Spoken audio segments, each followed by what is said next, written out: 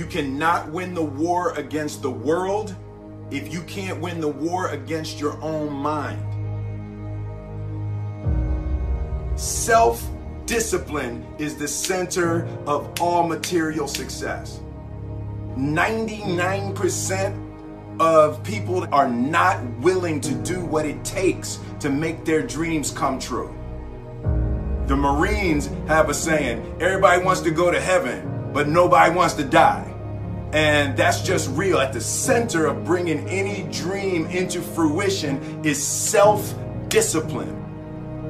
Something as simple as food and eating, it's not about your body as much as it is about your mind. It's getting command of your mind to be able to choose actions that are in your own best interest. A lot of people are just trying to change. A lot of times, like I just did a podcast on habits, right? How to be able to adopt new habits and also delete and get rid of, break bad habits, right? And so a lot of people always want to usually make a change on behavior. They want to get themselves to work out. They want to get themselves to meditate. They want to get themselves to read more each day. They want to get themselves to X, right? Or they want to stop some behavior. They want to stop smoking. They want to stop eating this food. They want to stop, I always tell people, stop checking your phone the first hour of the day. You've heard this many times, right? You win the first hour of the day, you win the day. Every day, we are choosing shit that's not in our own best interest, right? So if the world is attacking you and the world wants to fight you and the world's trying to hold you down, so you're gonna kick yourself in the balls? So you're gonna stop yourself from getting what you dream? When I want to transform or transcend or make a real positive change, I'm looking at all the other areas of ourself. So I'm looking at, for example, our environment. Are people setting up their environment to win? So change doesn't just happen at this level of behavior, but what you have to change the environment. So for example, if you want to stop eating a certain food, it helps to be able to have not have that food in your home, right? So you change the environment.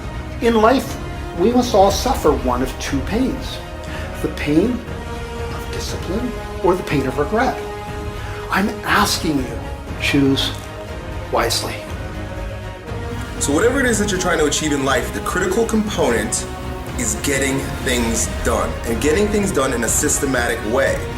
Building the character that's associated with getting things done in a systematic way requires that you become disciplined. And if we live a lazy, undisciplined life, and we just give in to our feelings, and we act on these emotional impulses, we're going to make very poor choices that we regret later on. We would be much better off to just discipline ourselves right now, so that later on, we don't have to carry that heavy load of regret. I think a lot of people suffer from decision-making fatigue, right? And this is very strong research saying that you can only make a certain amount of good decisions a day. And after that is spent, you can't anymore. And that's really been fine-tuned in the medical field with surgeons and such, in terms of seeing their, where they're making their errors and stuff with early on in the day or later in their days and stuff like that. But we all, as entrepreneurs or as employees and executives or as parents, we all can make a certain amount of decisions. And that's why, people like Mark Zuckerberg or Tony Hsieh, they wear the same t-shirts and sweatshirts all the time because they don't want to spend, use up one of their decisions thinking, oh, what am I going to wear today? Right? And so my goal is to streamline my life, put the routines, the first hour of the day and the last hour of the day, I really micromanage to the point where it's habitual. I don't even have to think about it. And then, because those are the times of the day where I can really have the most impact, because later on in the middle of the day, team members need this, there's firefighting this, client needs that. But the first hour, the last hour, I really want to control. So all this really helped develop grit and resilience, in my body, so I can have the ability to persevere. And also, I stand guard to my brain all the time, what goes in.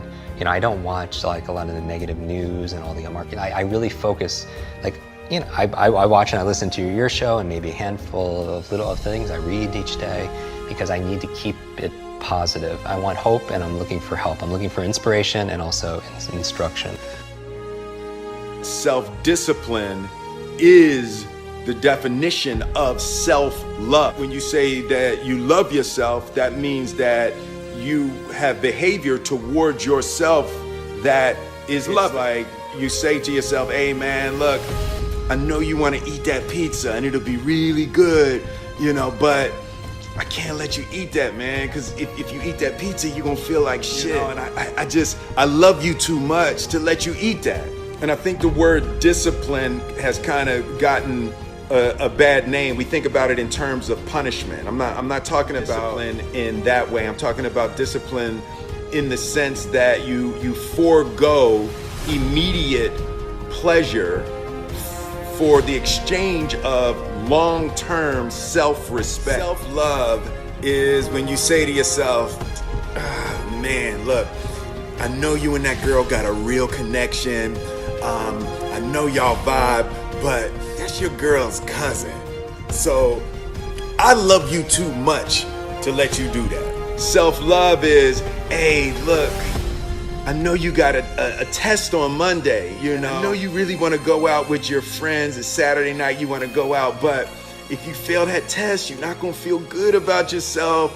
You know, I love you too much to let you go out tonight. Self-discipline is self-love. If you want to be happy, you have to love yourself, which means you have to discipline your behavior. The road to sustained happiness is through disciplining your behavior.